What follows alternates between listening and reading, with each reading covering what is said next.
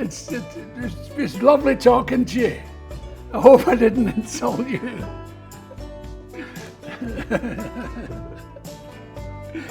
See you later.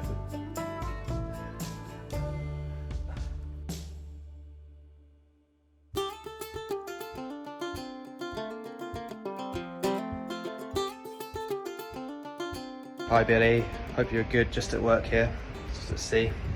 I wanted to ask you, Are you a deep sea diver? If you were to reminisce, what's a happy moment, and do you try and bring that out in your art or anything like that? Thanks a lot, hope you're good. I have had many, many happy moments in my life. I've been very lucky, I've had a lucky life.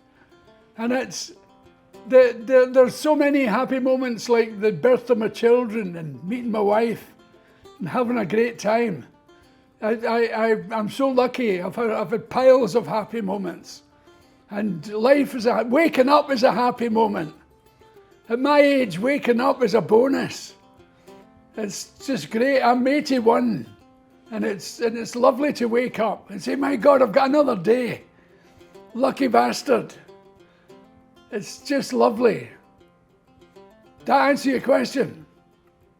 But I'd really love to know more about your transition into comedy. I knew you from all your previous works. You worked at the dockyards in Glasgow, and at what point did you decide to go, you know what, this isn't for me anymore, I'm going to go down the comedy route? Was it an extension of working in the clubs, or what was that? Talk to me. I'd really love to know more about that. Thank you. That was a long, hard road. I wanted to be a comedian, and I didn't look like a comedian. I looked like a hippie, and I wanted to play my banjo. So I went on the folk music route. I played my banjo and sang songs, funny songs, and it was a joy. It was a lovely life, going from town to town as a wandering minstrel. It was a joy. It was something I had dreamt about, and it was great. And I got funnier and funnier. I was no use at learning stuff. I used to learn songs and forget half of them and try and make them up and be funny.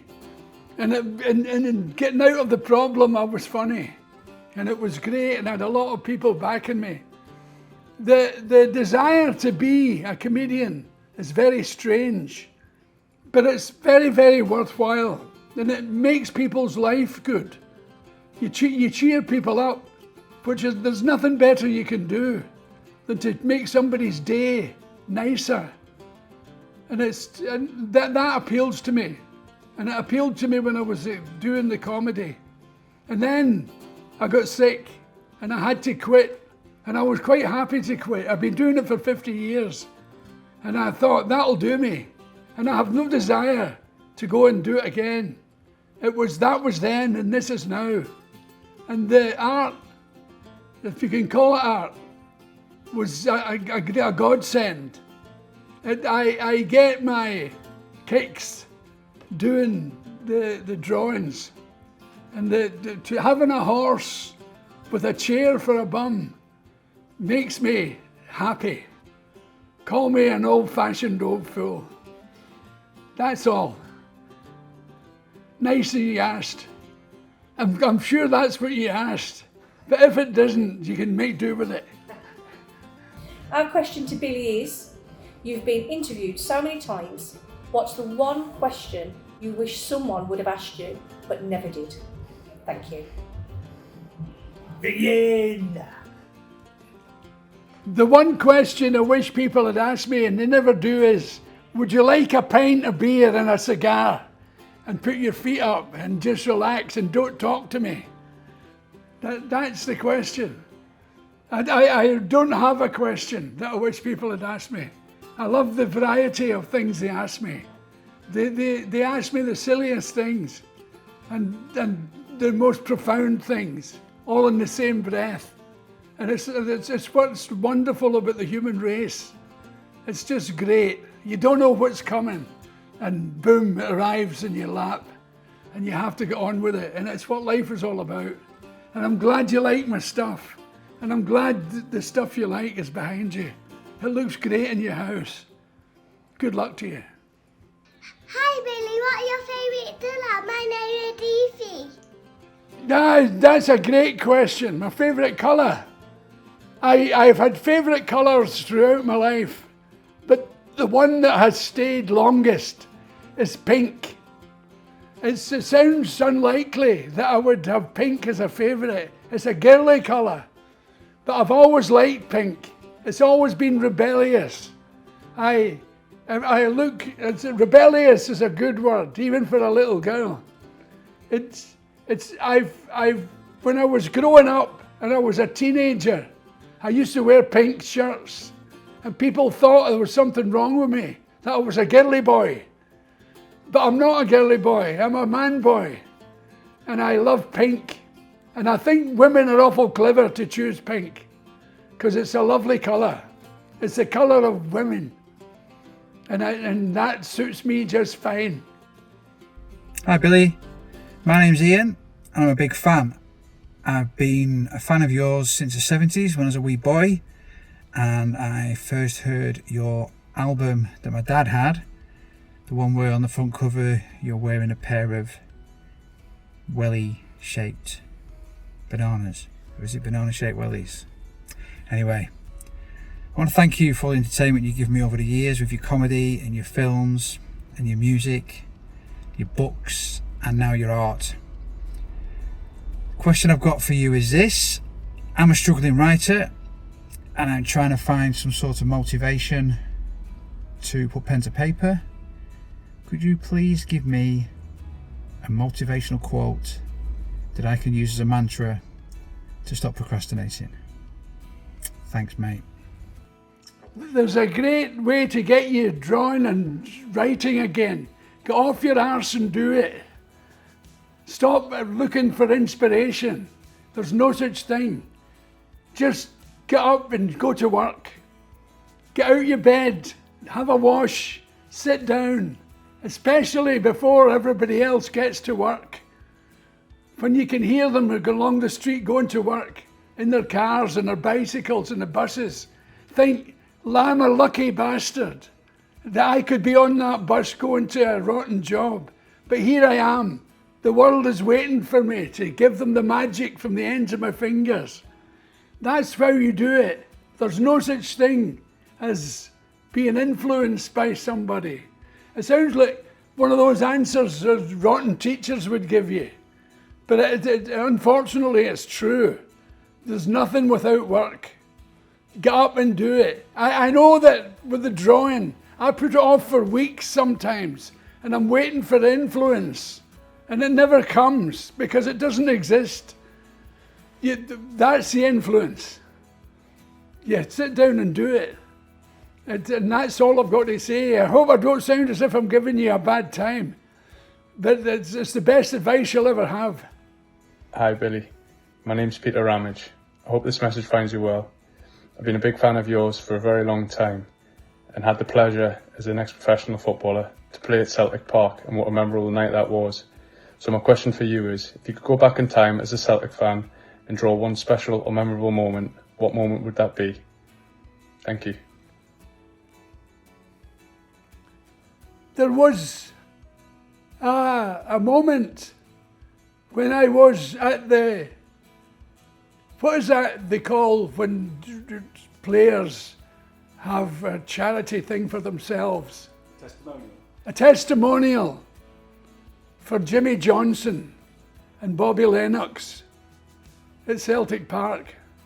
The game was Celtic's old guard playing a selection of football players from the great times. And there was all sorts of wonderful players there. And I went, and when I was going in, he said, I want you to be the referee. This was Jock Stein. And he gave me a Rangers outfit. It was a blue tracksuit and a Rangers scarf and a hat. And I had to lead Celtic onto the park, dressed like this. And you can imagine, in those days, it wasn't the big flashy new temple we've got now. You went on, and the building facing you was the jungle. It was corrugated iron, and people were in there who had never been out of there. And they booed like you never heard a boo in your life. And the swearing was ridiculous. Woo, woo, woo. And so I sent them off. I blew my whistle and went like that. And they went berserk. They sang, "You can stick your fucking wellies up your ass." And it was the joy of my life. I went off and I put my clothes back on. And when I come down, they went, "Billy Connolly, Billy Connolly." And it was amazing.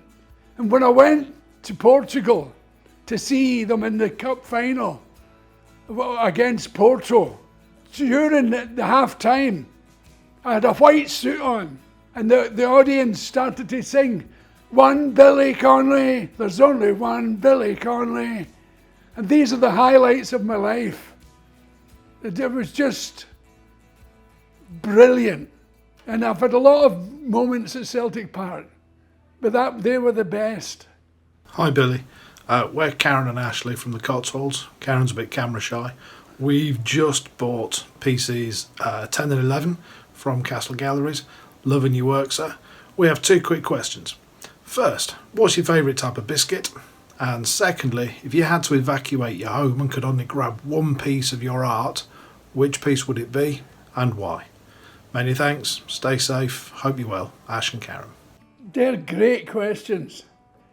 The art I would grab would be Blue Angel, the little working man with the wings. He's my guardian. He's a lovely little retired shipyard worker who has wings to show his goodness.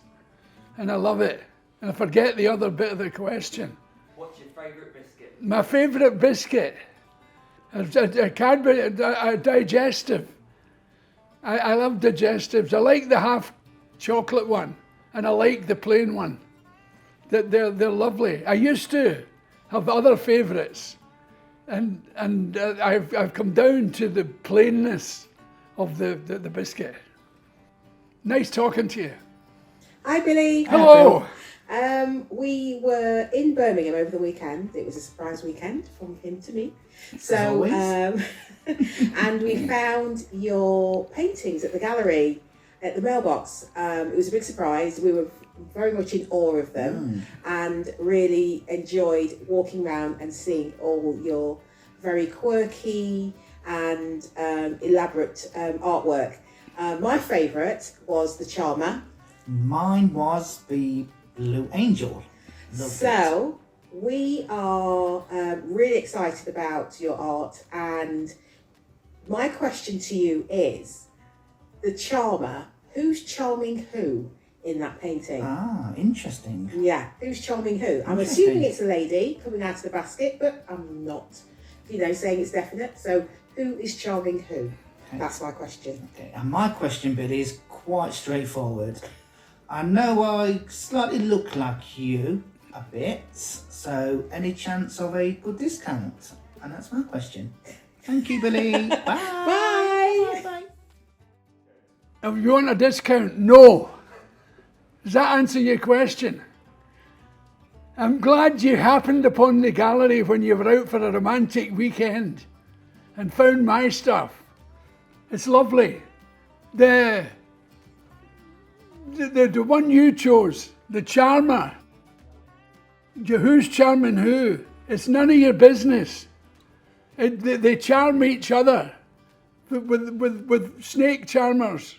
The snake charms the man, and the man charms the snake, and it comes and goes, and your job is to observe it and enjoy it and be moved by it, and that's what I did, and it's a joy to do, and to sit in your house and draw a thing, and then you post it off, and the gallery take charge of it, and then you have an exhibition in Birmingham, and people in Birmingham who have no idea what you do are out for dirty weekends with their girlfriends. They come in and see it, and it reminds them of something sexual, and they buy it. and it makes their sex life wonderful. It's lovely talking to you.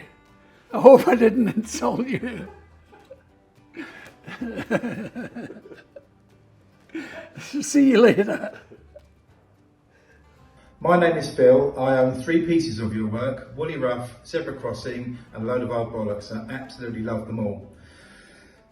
My question to Billy is, you appeared many times on the Parkinson Show. Have you ever considered creating a piece depicting Parky and yourself? What a strange question. No, it's never crossed my mind.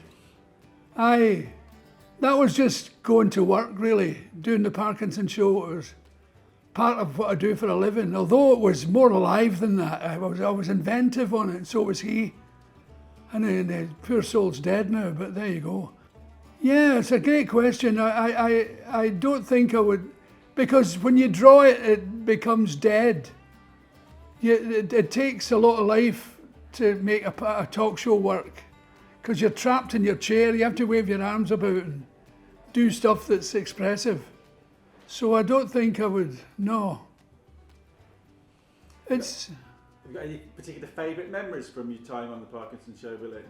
Oh, I have lots of favourite memories, but the show that he was attacked by that emu.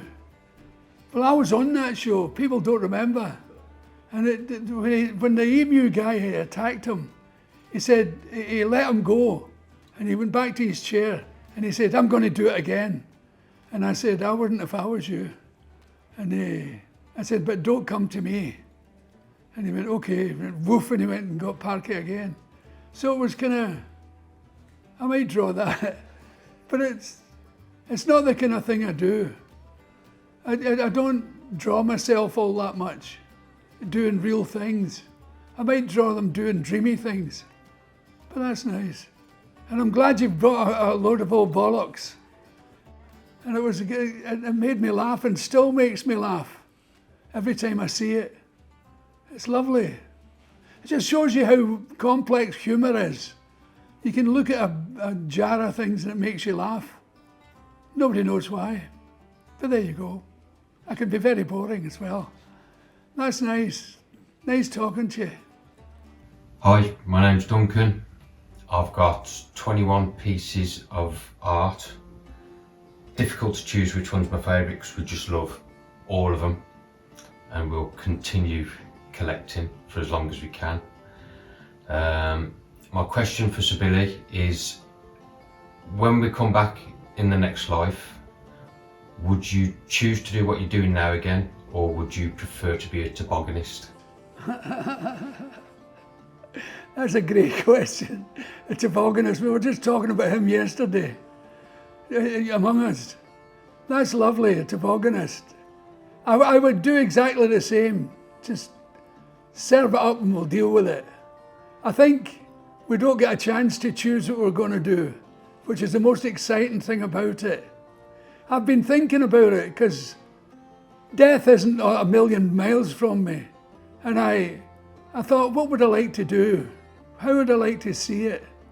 And I can't come to any, I change my mind every 10 minutes what it's going to be like.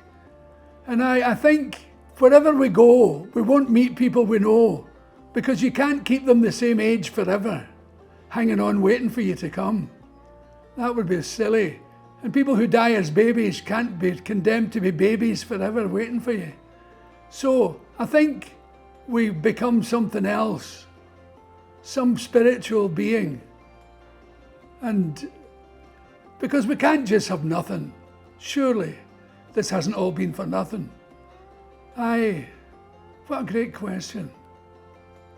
I don't think I would be perfectly happy to live the same life again. But I would like a few changes. Yeah. I'd like to be taller. And I would like to yodel. One of the terrible things about this disease is the ability to yodel goes away. People don't miss that, but I do. And it does this as well. So, Yeah, I would like to be myself again. And I would like to meet a few different people. Not different from the ones I've met. I would like to meet the same again, but add a few. That's great. What a smashing question. I love the paintings, the drawings rather. That's lovely. I should be asking you questions. It's nice to talk to you. See you later.